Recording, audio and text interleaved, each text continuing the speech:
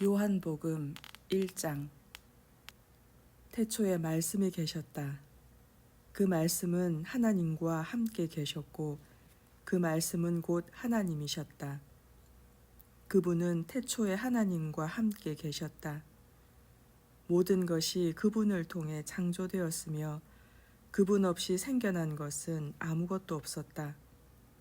그분 안에는 생명이 있었고 그 생명은 사람들의 빛이었다.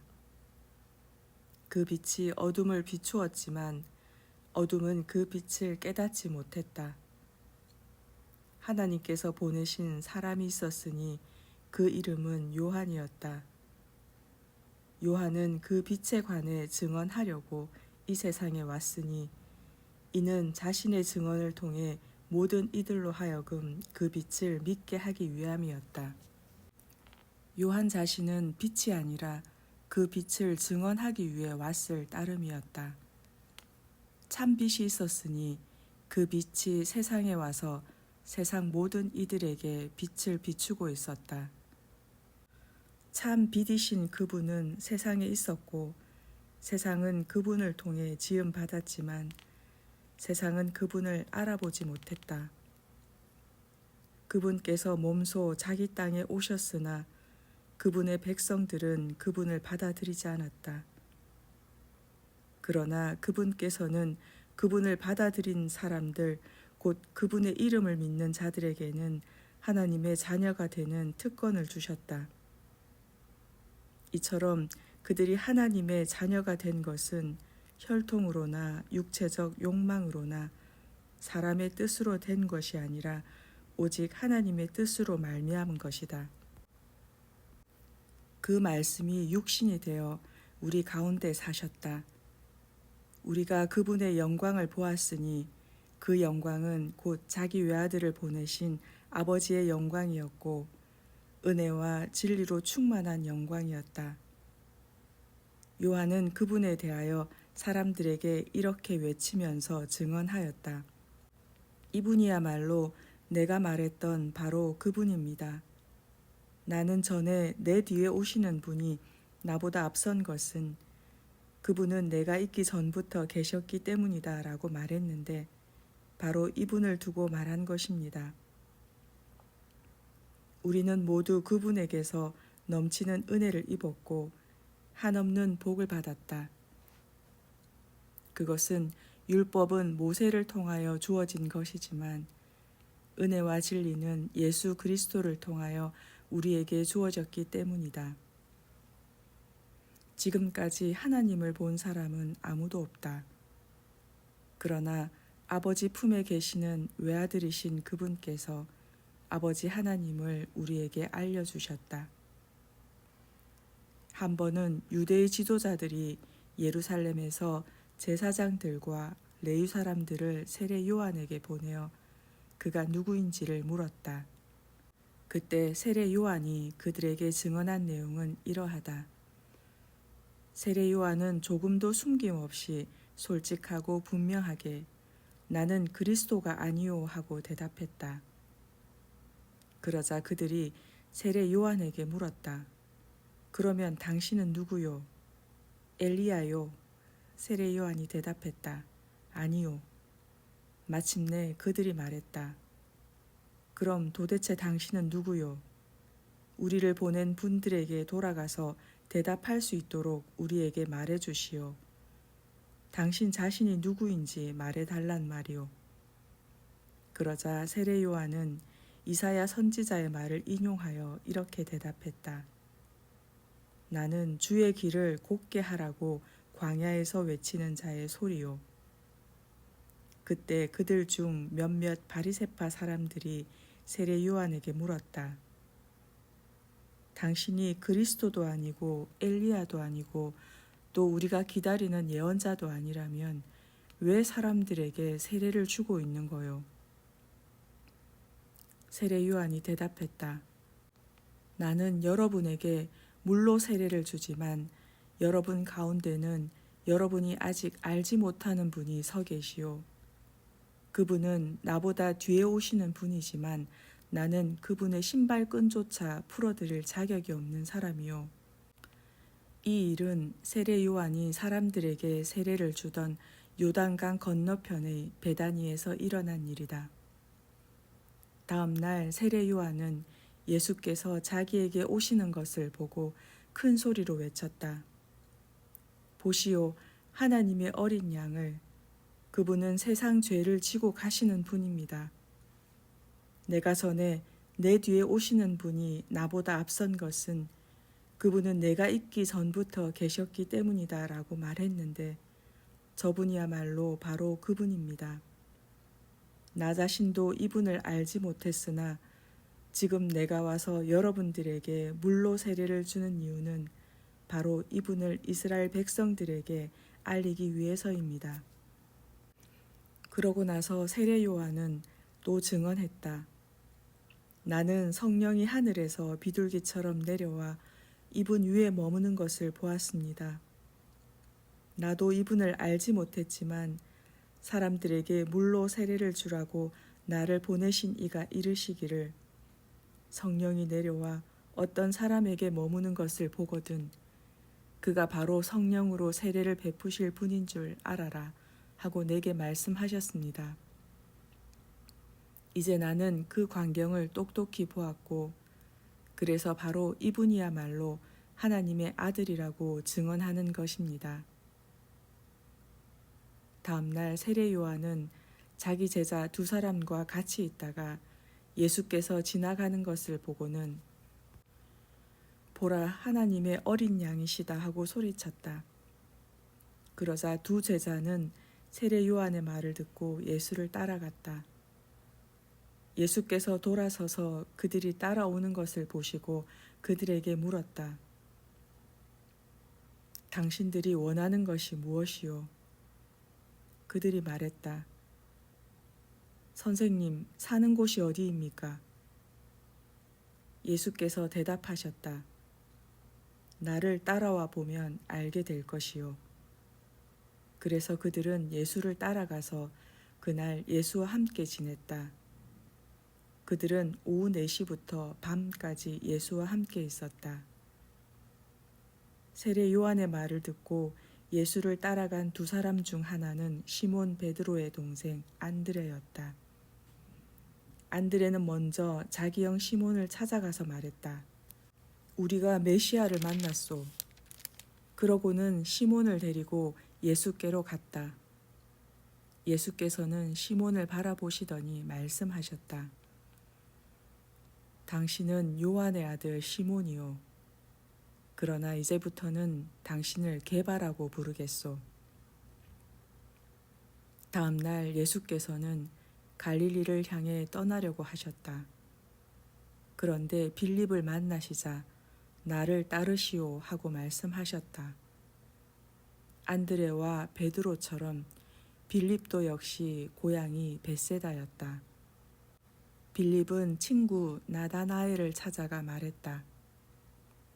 오래전에 모세가 율법책에 썼고 또 예언자들 역시 기록했던 바로 그분을 우리가 만났네. 나사렛 출신의 예수라는 사람으로 요셉의 아들이라네. 나사렛이라고? 거기서 어떻게 훌륭한 사람이 나온단 말인가? 나다나엘이 외쳤다. 그러자 빌립이 대답했다. 가서 직접 만나보게. 예수께서는 나다나엘이 자기에게로 나아오는 것을 보시고는 그에게 말씀하셨다. 보아라, 참 이스라엘 사람이 오는구나. 이 사람에게는 조금도 거짓된 것이 없다. 나다나엘이 물었다. 저를 어떻게 아십니까? 예수께서 대답하셨다. 빌립이 당신을 부르기 전에 당신이 무화과 나무 아래에 있는 것을 내가 보았소. 그러자 나다나엘이 확신하며 말했다. 선생님, 당신이야말로 하나님의 아들이시오. 이스라엘의 왕이십니다. 예수께서 그에게 말씀하셨다. 당신은 무화과 나무 아래에 있는 것을 보았다고 말해서 나를 믿는 것이요. 장차 당신은 이보다 더욱 큰 일을 보게 될 것이요. 그러고는 덧붙여 이렇게 말씀하셨다. 내가 진정으로 당신에게 분명히 말하겠소. 하늘이 열리고 하나님의 천사들이 인자 위에 오르락 내리락 하는 것을 당신이 보게 될 것이요. 2장. 사흘째 되는 날 갈릴리의 가나라는 마을에서 결혼잔치가 있었다. 예수의 어머니도 거기 계셨고 예수도 제자들과 함께 초대를 받아 잔치집에 갔다. 그런데 잔치 도중 포도주가 떨어지자 예수의 어머니가 예수께 말했다. 포도주가 다 떨어져 버렸구나. 예수께서 말씀하셨다. 어머니, 왜 저에게 그런 말씀을 하십니까? 아직은 저의 때가 오지 않았습니다. 그래도 예수의 어머니는 하인들에게 일렀다. 무엇이든지 그가 시키는 대로 하세요. 마침 거기에는 물이 2~3통 들어가는 돌로 만든 항아리 6개가 놓여 있었다. 이 항아리는 유대인들이 정결의식에 사용하는 것이었다. 예수께서 하인들에게 이르셨다. 항아리마다 물을 가득 채우시오. 하인들이 모든 항아리에 물을 다 채우자 예수께서 말씀하셨다. 자, 이제는 항아리에서 물을 떠서 잔치를 주관하는 사람에게 갖다 주시오. 잔치를 주관하는 사람이 그 물을 맛보았을 때 물은 어느새 포도주로 변해 있었다. 하인들은 그 포도주가 어디서 난 것인지 알고 있었지만 잔치를 주관하는 사람은 그 포도주가 어디서 난 것인지 알지 못했다. 그래서 그 사람은 신랑을 불러 말했다. 누구나 처음에는 좋은 포도주를 내놓았다가 손님들이 취한 다음에는 덜 좋은 포도주를 내놓는 법인데 그대는 아직까지 이렇게 좋은 포도주를 남겨두고 있다니 참으로 놀랍군요. 갈릴리 가나의 결혼잔치에서 있었던 이 표적은 예수께서 자신의 능력을 처음으로 사람들 앞에 나타내신 것이었다. 이 일로 제자들은 예수를 믿게 되었다. 결혼잔치가 끝난 뒤 예수께서는 어머니와 동생들과 제자들과 함께 가버나움으로 가셨고 그곳에서 며칠 동안 머무르셨다. 6월절 축제가 다가오자 예수께서는 예루살렘으로 올라가셨다. 예루살렘 성전 뜰에는 소와 양과 비둘기를 파는 장사꾼들로 시끌벅적했고 돈을 바꿔주는 환전상들은 도체 탁자를 앞에 놓고 앉아 있었다. 그 모습을 보시고 예수께서는 끈을 꼬아 채찍을 만드신 후 그 채찍을 휘둘러 양과 소를 모두 성전 밖으로 몰아내셨다. 그리고 환전상들의 탁자를 둘러엎고 돈을 바닥에 흩어버리셨다. 또 예수께서 비둘기를 파는 사람들에게 말씀하셨다. 이것들을 가지고 여기서 당장 나가시오. 내 아버지의 집을 시장터로 만들지 마시오. 그때 제자들은 주의 집을 아끼는 열정이 내 속에서 불타오를 것이다 라고 기록된 성경 말씀을 떠올렸다. 유대인들이 우르르 몰려와서 예수에게 따졌다. 당신이 무슨 권한으로 이런 일을 하는 것이오? 그런 권한을 받았다는 것을 증명할 만한 표적을 우리에게 보여주시오. 예수께서 그들에게 말씀하셨다. 이 성전을 허무시오. 그러면 내가 사흘 만에 다시 세우겠소. 그러자 유대인들은 어이가 없다는 듯 예수께 따져 물었다. 우리가 이 성전을 짓는데 무려 46년이나 걸렸소. 그런데 당신이 무슨 수로 사흘 만에 다시 세우겠다는 것이오. 하지만 예수께서 말씀하신 성전은 자신의 몸을 가리키는 말이었다. 후일 제자들은 예수께서 죽었다가 사흘 만에 다시 살아나신 뒤에야 이 말씀을 기억하고 비로소 성경과 예수께서 하신 말씀을 믿게 되었다. 6월절 기간 동안 예수께서는 예루살렘에 머무시면서 많은 기적을 행하셨다. 그리고 그런 기적들을 본 사람들은 예수를 믿게 되었다. 그러나 예수께서는 모든 사람을 잘 알고 계셨기 때문에 그들에게 자기 자신을 맡기지 않으셨다. 또 예수께서는 사람의 마음속까지 다 알고 계셨기 때문에 어느 누구에 대해서도 다른 사람의 증언을 필요로 하지 않으셨다. 3장 바리새파 사람들 가운데 니고데모라는 사람이 있었다. 그는 유대 공회의 지도자였다. 어느 날 밤 니고데모가 예수를 찾아와서 말했다. 선생님, 우리는 선생님이 하나님께서 보내신 분인 줄 알고 있습니다. 하나님께서 함께 하지 않으신다면 아무도 선생님처럼 그런 놀라운 기적을 행할 수 없습니다. 예수께서 대답하셨다. 내가 진정으로 당신에게 말하겠소. 누구든지 다시 태어나지 않으면 결코 하나님의 나라를 볼 수 없소. 니고데모가 말했다. 나이 들어 늙은 사람이 어떻게 다시 태어날 수 있단 말입니까? 어머니 뱃속에 다시 들어갈 수는 없지 않습니까? 예수께서 대답하셨다. 내가 당신에게 진정으로 분명히 말하겠소. 누구든지 물과 성령으로 태어나지 않으면 하나님의 나라에 들어갈 수 없소. 육체에서 태어난 것은 육체이고 성령에서 태어난 것은 영이요. 그러므로 내가 다시 태어나야 한다라고 한 것은 당신은 이상하게 여기지 마시오. 바람은 제 불고 싶은 대로 부는 법이요.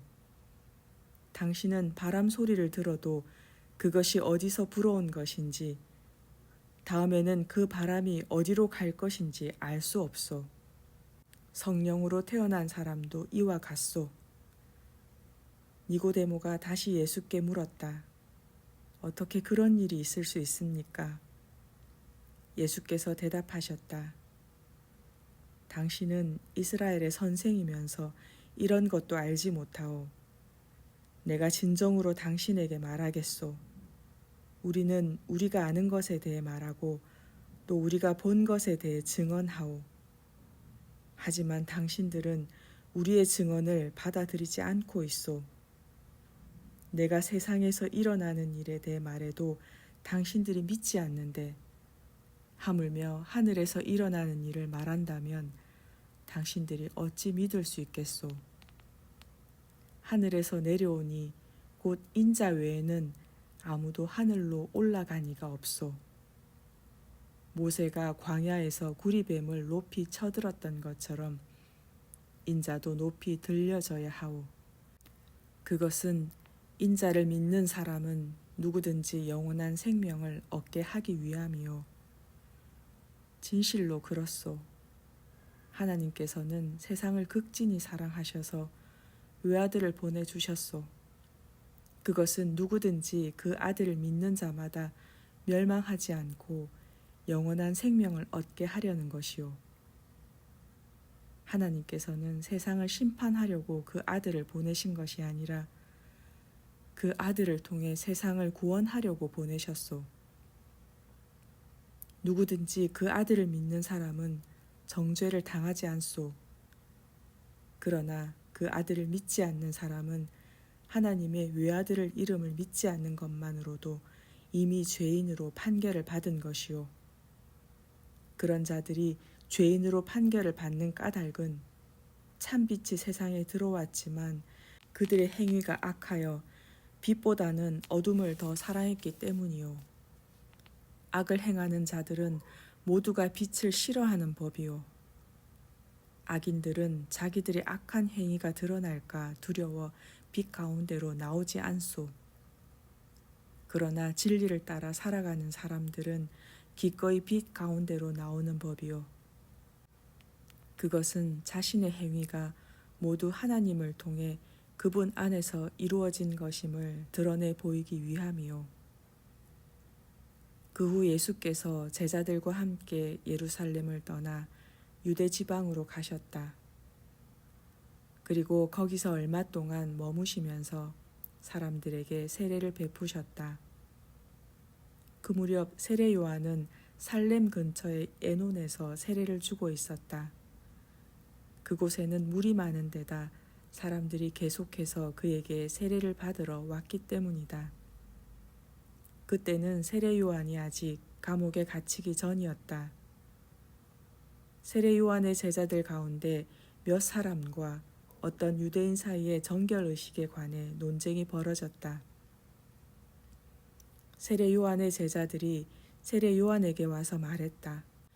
선생님, 요단강 건너편에서 선생님과 함께 계셨던 분, 곧 선생님께서 증언하셨던 그분도 세례를 주고 계십니다. 그런데 사람들이 모두 그분에게로 몰려가고 있습니다.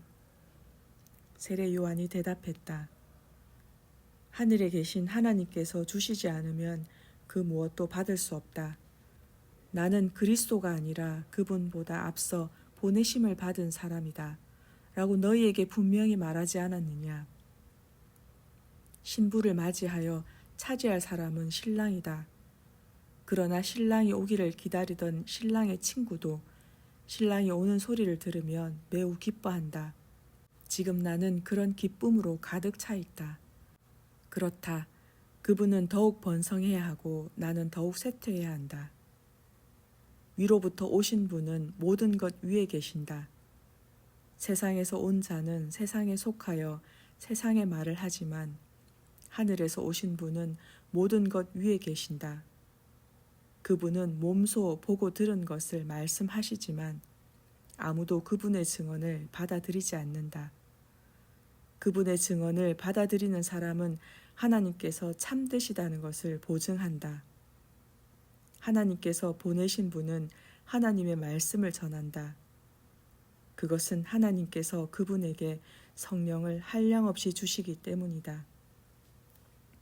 하늘 아버지께서는 아들을 사랑하셔서 모든 것을 그 아들의 손에 맡기셨다. 그러므로 누구든지 그 아들을 믿는 자는 영원한 생명을 얻지만 그 아들을 거부하는 자는 누구든지 생명을 얻지 못할 것이고 도리어 하나님의 두려운 진노를 받게 된다. 4장. 세례를 받고 제자가 되려고 예수께 모여드는 사람들이 세례 요한에게 모여드는 사람들보다 더 많다는 소문이 바리새파 사람들의 귀에 들어갔다. 그러나 사실 예수께서 직접 사람들에게 세례를 주신 것이 아니라 예수의 제자들이 세례를 준 것이다. 이런 사실을 아시고 예수께서는 유대를 떠나 다시 갈릴리로 돌아가시기로 하셨다. 갈릴리로 가려면 사마리아 지역을 지나가야 했다. 그리하여 갈릴리로 가는 중에 예수께서는 사마리아 지역의 수가라는 동네에 이르셨다. 이 동네는 야곱이 그의 아들 요셉에게 물려준 땅에서 가까웠다. 이 동네에는 야곱의 우물이 있었고 예수께서는 여행길에 피곤하셨으므로 그 우물가에 앉아 쉬고 계셨다. 때는 저녁 6시 무렵이었다. 그때 한 사마리아 여인이 물을 기르러 오자 예수께서 그녀에게 말을 거셨다. 나에게 물을 좀 주겠소.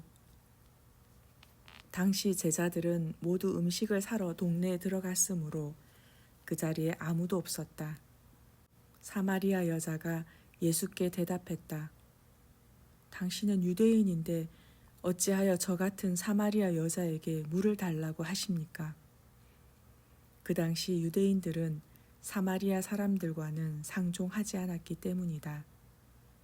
예수께서 그녀에게 대답하셨다. 만일 당신이 하나님께서 주시는 놀라운 은사를 알고 또 당신에게 물을 청하는 이가 누구인지를 알았더라면 도리어 당신이 그에게 생수를 청했을 것이고 그러면 그가 당신에게 생수를 주었을 것이요. 여자가 말했다. 하지만 당신에게는 두레박도 없는 데다 이 우물은 굉장히 깊지 않습니까? 어디서 생수를 길어다 주신다는 말입니까? 이 우물물은 우리 조상 야곱은 물론이고 그의 자녀들과 가축들이 즐겨 마시던 물입니다. 이 우물물을 우리에게 주신 야곱보다 당신이 더 위대한 분이란 말입니까? 예수께서 말씀하셨다. 이 물을 마시는 사람은 곧 다시 목마를 것이요. 하지만 내가 주는 물을 마시는 사람은 영원히 목마르지 않을 것이요. 내가 주는 물은 그 사람 안에서 끊임없이 솟구쳐 나와 영원한 생명에 이르게 하는 참새물이 될 것이요. 여자가 예수께 말했다. 선생님, 그 물을 제게 주십시오. 그러면 제가 다시는 목마르지도 않고 또 물을 기르러 여기까지 올 필요도 없게 되지 않겠습니까? 예수께서 여자에게 말씀하셨다. 가서 당신의 남편을 불러오시오. 여자가 대답했다. 저에게는 남편이 없습니다. 예수께서 말씀하셨다. 그렇소. 남편이 없다고 말한 당신의 말이 옳소. 당신에게는 남편이 5이나 있었고 지금 함께 살고 있는 그 남자도 사실은 당신 남편이 아니오. 그러니 방금 당신이 한 말이 맞소. 그러자 여자가 말했다. 선생님, 제가 보니 선생님이야말로 예언자십니다. 그러니 제게 말씀해 주십시오. 우리 조상들은 이 산 위에서 예배를 드렸는데 왜 당신네 유대인들은 우리가 반드시 예루살렘에서 예배를 드려야 한다고 말합니까? 예수께서 말씀하셨다. 여자여, 내 말을 믿으시오. 이 산도 아니고 예루살렘도 아닌 곳에서 하늘 아버지께 예배를 드리게 될 때가 오고 있소. 당신들 사마리아 사람들은 당신들 스스로도 알지 못하는 것을 예배하지만 우리 유대인들은 우리가 아는 분을 예배 드린다오. 이것은 구원이 유대인들로부터 나오기 때문이요. 그러나 참되게 예배를 드리는 사람들이 영과 진리로 하늘 아버지께 예배를 드릴 때가 오고 있소. 지금이 바로 그때요. 하늘 아버지께서는 영과 진리로 예배 드리는 사람을 찾고 계신다오. 하나님께서는 영이시오. 그러므로 하나님을 예배하는 자들은 영과 진리로 예배를 드려야 하오. 여자가 예수께 말했다. 저 역시도 그리스도라 하는 메시아가 오실 것이라는 사실을 잘 알고 있습니다. 그분께서 오시면 우리에게 모든 것을 다 알려주실 것입니다. 그러자 예수께서 말씀하셨다. 지금 당신에게 말하고 있는 내가 바로 그 메시아요. 바로 그때 제자들이 돌아왔다. 그들은 예수께서 어떤 여자와 이야기를 나누고 계시는 것을 보고 놀랐다. 하지만 아무도 그 여자와 무슨 내용으로 왜 이야기를 나누었는지 묻는 사람이 없었다. 그 여자는 물동이를 우물가에 그냥 둔 채 동네로 달려가서 사람들에게 말했다. 모두들 나와 보세요. 저의 과거를 낱낱이 알아맞히신 분이 계십니다. 가서 그분을 만나보세요. 그분이 바로 그리스도가 아닐까요? 그러자 동네 사람들이 모두 나와서 예수를 보려고 몰려들었다. 한편 그러는 동안에 제자들은 예수께 선생님 뭘 좀 드십시오 하고 음식을 권하고 있었다. 그러나 예수께서 제자들에게 말씀하셨다. 나에게는 너희가 알지 못하는 양식이 있다. 그 말을 듣고 제자들은 서로 수군거렸다. 누가 선생님께 음식을 갖다 드렸을까? 예수께서 말씀하셨다. 내 양식은 나를 보내신 분의 뜻을 이루고 그분의 일을 완성하는 것이다. 너희는 아직도 넉 달이 더 지나야 추수 때가 된다 하고 말한다. 그러나 나는 너희에게 말한다. 자, 눈을 들어 들판을 보아라. 벌써 곡식이 다 익어서 거두어 드릴 때가 되지 않았느냐. 추수하는 사람은 이미 품삯을 받고 영생에 이르는 열매를 거두어 드린다. 그러면 씨를 뿌리는 자와 곡식을 거두는 자가 함께 기뻐할 것이다. 그러므로 한 사람은 뿌리고 다른 한 사람은 거둔다라는 말은 과연 옳다. 내가 너희를 보내어 너희가 일하지도 않은 데서 열매를 거두게 하였다. 힘든 수고는 다른 사람이 하였지만 추수는 너희가 하게 된 것이다. 그 동네에 사는 많은 사마리아 사람들은 예수를 믿게 되었다. 그것은 그 사마리아 여자가 그분께서 내 과거를 낱낱이 다 알아맞히셨다 하고 증언하였기 때문이다. 사마리아 사람들이 자기 동네에 묵으실 것을 청하자 예수께서는 거기에서 이틀을 지내셨다. 그리고 예수의 말씀을 듣게 되자 더 많은 사람들이 예수를 믿게 되었다. 그들은 그 사마리아 여자에게 말했다. 처음에는 당신의 말 때문에 믿었지만 이제는 그렇지 않소. 우리가 직접 그분의 말씀을 듣고 보니 그분이야말로 참으로 세상의 구주이심을 깨달았기 때문이요. 이틀 후 예수께서는 사마리아 지역을 떠나 갈릴리 지방으로 가셨다. 전에 예수께서는 예언자가 자기 고향에서는 존경받지 못한다 하고 말씀하신 적이 있었다. 갈릴리 지방에 도착하자 갈릴리 사람들은 예수를 크게 환영했다. 그들은 유월절에 예루살렘에 갔다가 예수께서 거기서 행하신 놀라운 일들을 직접 보았기 때문이었다. 예수께서는 전에 물을 포도주로 변하게 하셨던 가나라는 동네에 들르셨다. 그곳에는 왕의 신하 한 사람이 살고 있었는데 그의 아들이 중병에 걸려 가버나움에 있었다. 그 왕의 신하는 예수께서 유대에서 갈릴리로 오셨다는 소문을 듣고 예수께 찾아와 자기 아들이 다 죽게 되었으니 제발 살려달라고 간청했다. 예수께서 그에게 말씀하시기를 당신들은 기이한 일들이나 기적 같은 일들을 보지 않고는 쉽게 믿으려 들지 않는구려. 하시자 왕의 신하가 예수께 또다시 간청했다. 선생님, 제 아들이 죽기 전에 제발 함께 가주십시오. 예수께서 말씀하셨다. 집으로 돌아가시오. 당신의 아들이 살 것이오. 그 신하는 예수의 말씀을 믿고 집으로 향했다. 신하가 아직 집으로 돌아가고 있을 때 신하의 하인들이 마중 나와 그 아들이 살아났다는 소식을 전했다. 내 아들이 언제 나아졌느냐? 하고 신하가 묻자 하인들이 대답했다. 어제 오후 1시쯤 갑자기 열이 떨어졌습니다. 놀랍게도 그 시각은 예수께서 신하에게 당신의 아들이 살 것이요 하고 말씀하신 바로 그때였다.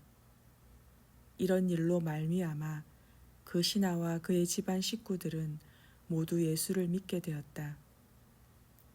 이것은 예수께서 유대를 떠나 갈릴리로 오신 후에 행하신 두 번째 표적이었다. 5장. 얼마 후 유대인의 명절이 되자 예수께서는 예루살렘으로 올라가셨다. 예루살렘에 있는 양의 문 곁에는 히브리 말로 베데스다라 불리는 연못이 있었는데 연못 주위에는 5채 행각이 있었다. 이 행각 안에는 절름발이, 맹인, 중풍병자 그리고 수많은 병자들이 질비하게 누워 있었다. 그들은 모두 물이 움직이기를 기다리고 있었다. 그 이유는 주의 천사가 그 연못에 가끔 내려와 물을 휘저어 놓는데 그렇게 물이 움직일 때 가장 먼저 연못에 들어가는 사람은 무슨 병에 걸렸든지 다 나았기 때문이었다. 그곳의 병자들 가운데 38년 동안 병을 앓아온 사람이 있었다. 예수께서는 그가 누워 있는 것을 보시고 또 그가 아주 오랜 세월 동안 병을 앓아온 것을 아시고는 그에게 물으셨다. 당신은 낫기를 원하시오? 그 병자가 대답했다. 물이 움직일 때 저 연못에 들어가야 하는데 제가 연못에 들어갈 수 있도록 저를 도와주는 사람이 아무도 없습니다.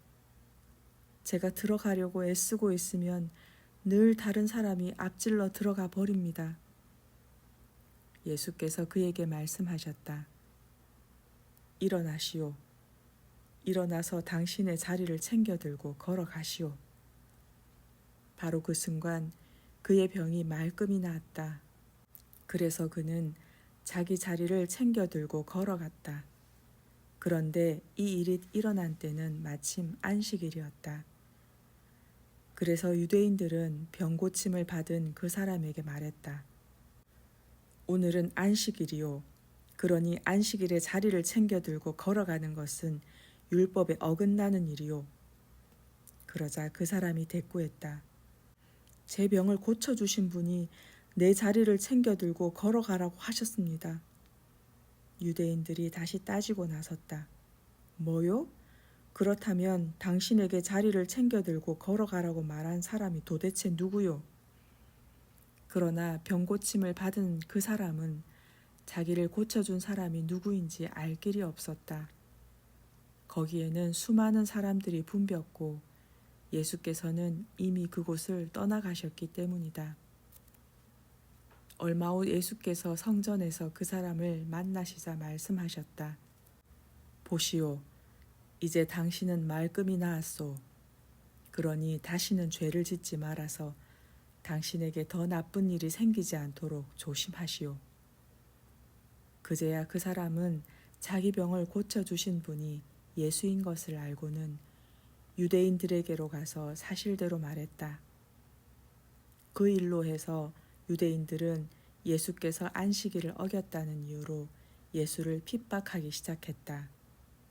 그러나 예수께서 그들에게 말씀하셨다. 내 아버지께서 지금까지 쉬지 않고 일하고 계시니 나도 일하고 있소. 이 말씀 때문에 유대인들은 더욱더 예수를 죽이려고 단단히 별렀다. 예수가 안식일을 어겼을 뿐만 아니라 하나님을 자기 아버지라 부름으로써 자신을 하나님과 동등한 위치에 두었기 때문이다. 그래서 예수께서 유대인들에게 말씀하셨다. 내가 진정으로 당신들에게 밝히 말하겠소. 아들이 자기 혼자 마음대로 하는 일은 없소. 아들은 아버지께서 하시는 일만 따라 할 수 있소. 아버지께서 행하는 일은 무엇이든 아들도 행하기 때문이요. 아버지께서는 아들을 사랑하셔서 아들에게는 자신이 하시는 일을 모두 보여주신다오. 그렇소.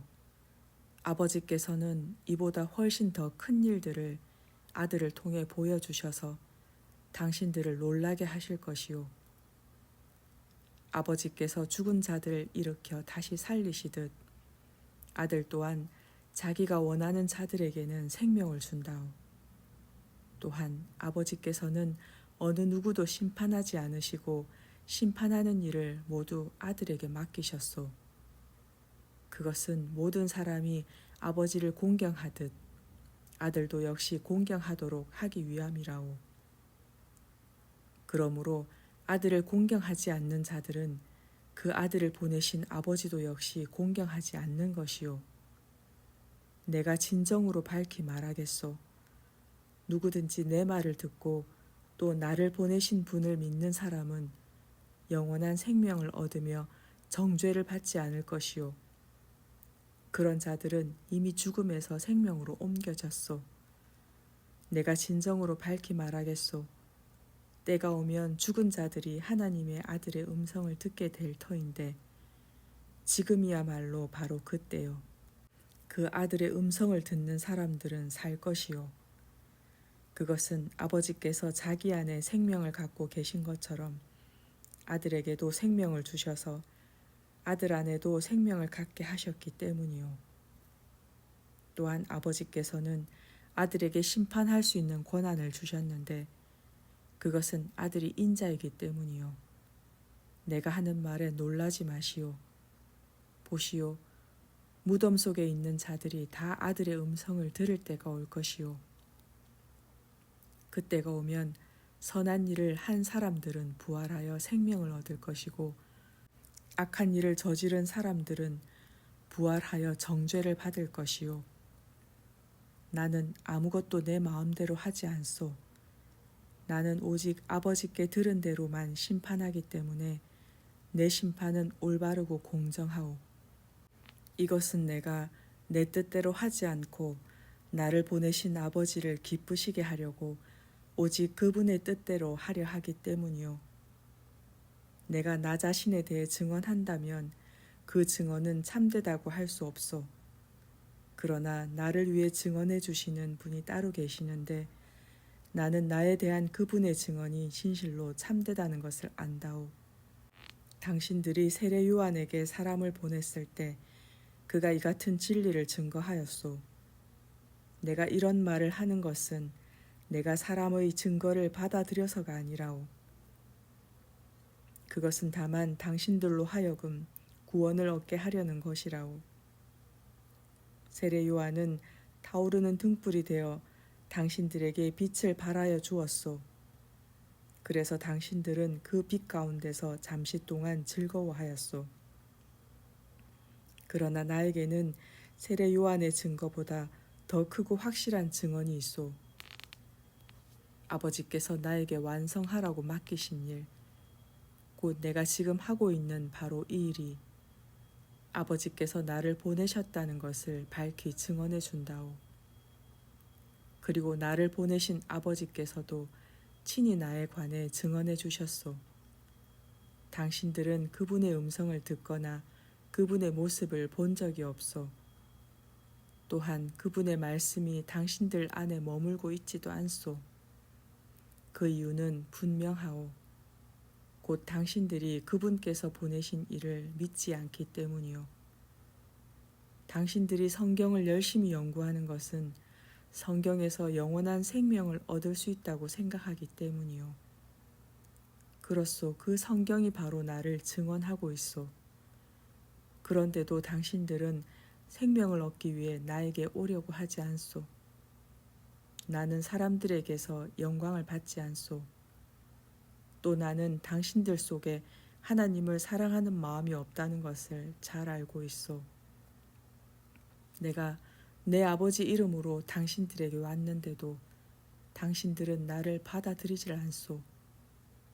그러나 누군가 다른 사람이 자기 이름을 내세우고 오면 당신들은 그를 받아들일 것이요.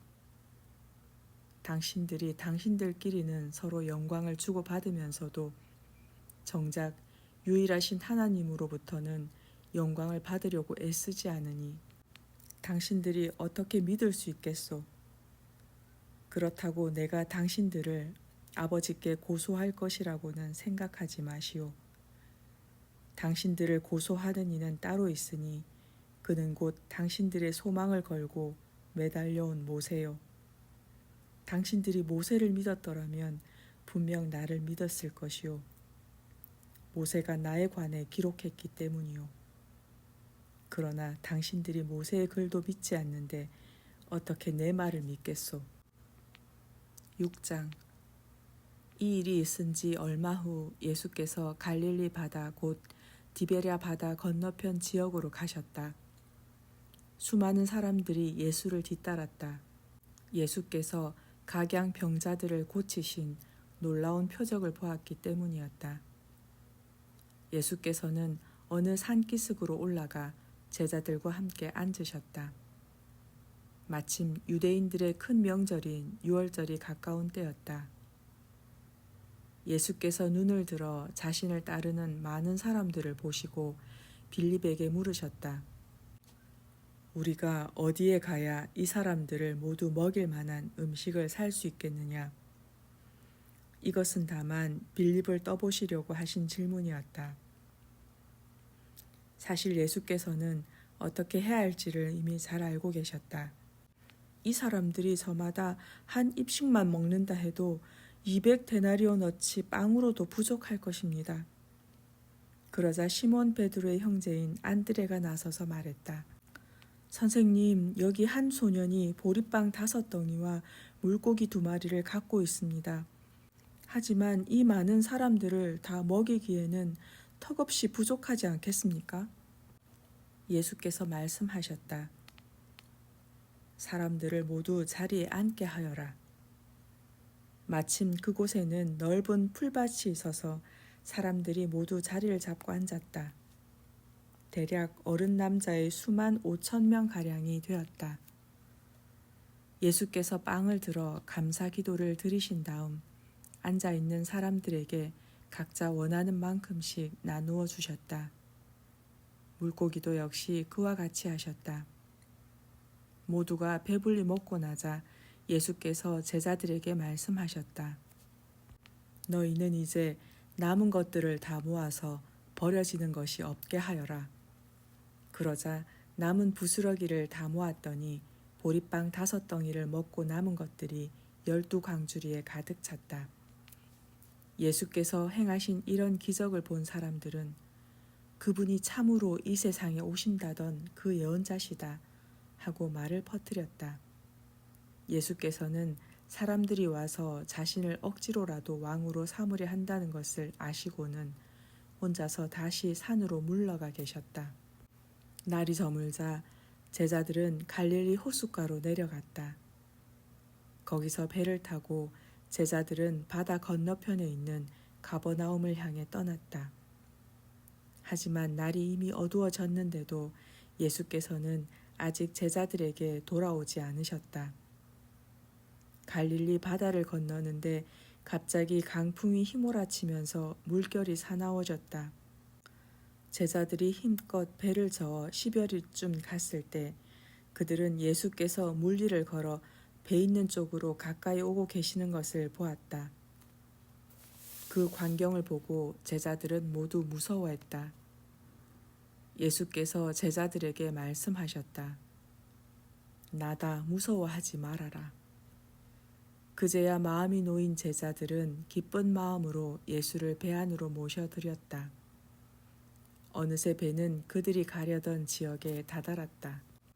다음 날 갈릴리 바다 건너편에 남아있던 사람들은 바닷가에 배가 한 척밖에 없었고 예수께서는 제자들과 함께 배를 타지 않았으며 제자들만 그 배를 타고 떠났다는 것을 알고 있었다. 그런데 디베라로부터 온 작은 배 몇 척이 주께서 감사 기도를 드리신 후 사람들에게 빵을 먹이시던 곳 가까이에 닿았다. 사람들은 그 배에도 예수와 제자들이 없는 것을 알고는 예수를 찾으러 배를 타고 가버나움으로 왔다. 사람들은 호수를 건너와 예수를 찾게 되자 선생님, 언제 이리로 오셨습니까? 하고 물었다. 예수께서 말씀하셨다. 내가 진정으로 여러분들에게 말하겠습니다. 여러분이 나를 찾는 것은 여러분이 기적의 표징을 보았기 때문이 아니라 내가 여러분을 배불리 먹여주었기 때문입니다. 썩어 없어질 양식을 얻기 위해 애쓰지 말고 영원토록 남아있을 양식을 얻기 위해 애쓰십시오. 인자가 그 영원한 양식을 여러분에게 제공해 줄 것입니다. 하나님 아버지께서는 인자가 이런 일을 하도록 승인해 주셨습니다. 그러자 사람들이 예수께 물었다. 우리가 어떻게 해야 하나님께서 원하시는 일을 할 수 있습니까? 예수께서 대답하셨다. 하나님께서 보내신 일을 믿으십시오. 그것이 곧 하나님의 일을 하는 것입니다. 사람들이 다시 물었다. 그렇다면 우리가 보고 믿을 수 있도록 어떤 기적을 우리에게 보여주시겠습니까? 우리를 위해 무엇을 행하시겠습니까? 우리 조상들은 광야에서 만나를 먹었습니다. 성경에 기록되어 있기를 그분은 하늘에서 양식을 내려 그들로 먹게 하셨다 하지 않았습니까? 그러자 예수께서 그들에게 말씀하셨다. 내가 진정으로 여러분에게 밝히 말하겠습니다. 여러분에게 하늘에서 빵을 내려주었던 이는 모세가 아닙니다. 여러분에게 하늘에서 참된 빵을 내려주시는 분은 나의 아버지십니다. 하나님께서 주시는 빵은 하늘에서 내려온 이가 세상에 참 생명을 주는 바로 그것입니다. 사람들이 예수께 말했다. 선생님, 이제부터 그 빵을 우리에게 주십시오. 예수께서 말씀하셨다. 내가 곧 생명의 빵입니다.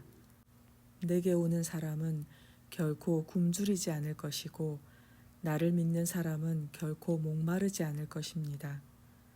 그러나 내가 여러분에게 이미 말했듯이 여러분은 나를 보고도 나를 믿지 않습니다. 아버지께서 내게 주신 자들은 모두 나에게 올 것이고 또 나는 나에게 오는 자는 누구도 마다하지 않을 것입니다. 내가 하늘에서 내려온 것은 내 뜻을 이루기 위해서가 아니라 오직 나를 보내신 분의 뜻을 이루기 위해서입니다. 내게 주신 자들을 단 한 명도 잃어버리지 않고 마지막 날에 모두 다시 살리는 것이 나를 보내신 분의 뜻입니다. 나를 보내신 내 아버지의 뜻은 이것입니다. 곧 아들을 보고 그를 믿는 자들은 누구든지 영원한 생명을 얻게 하고 또 마지막 날에 그들을 일으켜 모두 살리는 것입니다. 유대인들은 예수께서 자신을 가리켜 내가 하늘에서 내려온 빵이다 하고 말씀하신 것에 대해서 분개하며 떠들어댔다. 아니 저 사람은 요셉의 아들 예수가 아닌가?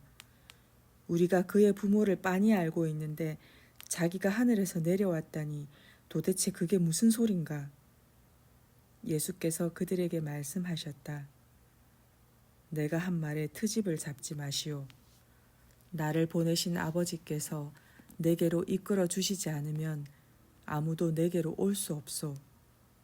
나는 내게로 오는 사람들을 마지막 날에 모두 다시 살릴 것이요. 예언서에 기록되어 있기를 그들이 모두 하나님께 가르침을 받게 될 것이다 하였소. 아버지의 말씀을 듣고 그분께 진리를 배운 사람들은 모두 내게로 올 것이요. 아버지께로부터 온 이를 제외하고는 누구도 아버지를 본 적이 없소. 오직 그만이 아버지를 보았소. 내가 진정으로 당신들에게 밝히 말하겠소. 누구든지 나를 믿는 사람에게는 영원한 생명이 있소. 내가 바로 생명의 빵이기 때문이요. 당신들의 조상들은 광야에서 하늘에서 내려주는 빵을 먹었으나 결국에는 다 죽었소. 그러나 여기 하늘에서 내려온 참빵이 있으니 이 빵을 먹는 사람은 결코 죽지 않소. 바로 내가 하늘에서 내려온 생명의 빵이요. 그러므로 이 빵을 먹는 사람은 죽지 않고 영원히 살 것이요. 내가 줄 이 빵은 곧 세상을 구원하기 위하여 주는 내 살이요. 그러자 유대인들은 자기들끼리 서로 논란을 벌였다. 이 사람이 무슨 수로 자기 살을 우리에게 먹으라고 주겠다고 하는 것인가? 예수께서 그들에게 말씀하셨다. 내가 진정으로 당신들에게 밝히 말하겠소. 당신들이 인자의 살을 먹지 않고 또 그의 피를 마시지 않으면 당신들 안에 생명이 없소. 내 살을 먹고 또 내 피를 마시는 사람은 누구든지 영원한 생명을 얻을 것이고 내가 그를 마지막 날에 다시 살릴 것이요. 내 살은 참된 양식이며 내 피는 참된 음료이기 때문이요. 누구든지 내 살을 먹고 또 내 피를 마시는 사람은 모두 내 안에 있고 나도 그 안에 있소. 살아계시는 아버지께서 나를 보내셨고 또 내가 아버지로 인해 사는 것과 같이 나를 먹는 사람도 나로 인해 살 것이요. 나는 하늘에서 내려온 참빵이요. 당신들의 조상들은 만나를 먹고도 죽었지만 이 참빵을 먹는 사람은 아무도 죽지 않고 누구나 영원히 살 것이요. 예수께서 이 가르침을 베푸신 곳은 가버나움 회당이었다.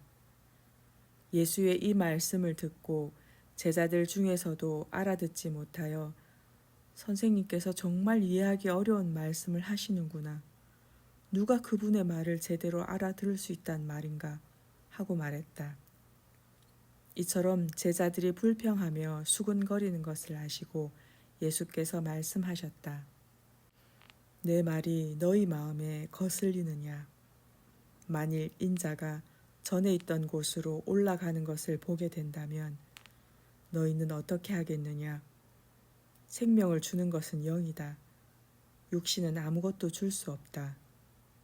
지금 내가 너희에게 가르친 이 말은 영이요 생명이다. 그런데 너희 가운데 나를 믿지 않는 자들이 있다.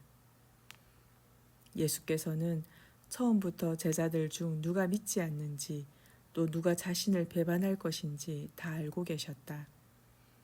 예수께서 이어 말씀하셨다. 그렇기 때문에 나는 아버지께서 내게로 이끌어 주시지 않으면 아무도 내게로 올 수 없다 라고 말한 것이다. 이 말씀을 듣고 난 뒤 예수를 따르던 제자들 가운데 많은 이들이 예수를 떠나갔다. 예수께서 12 제자에게 물으셨다.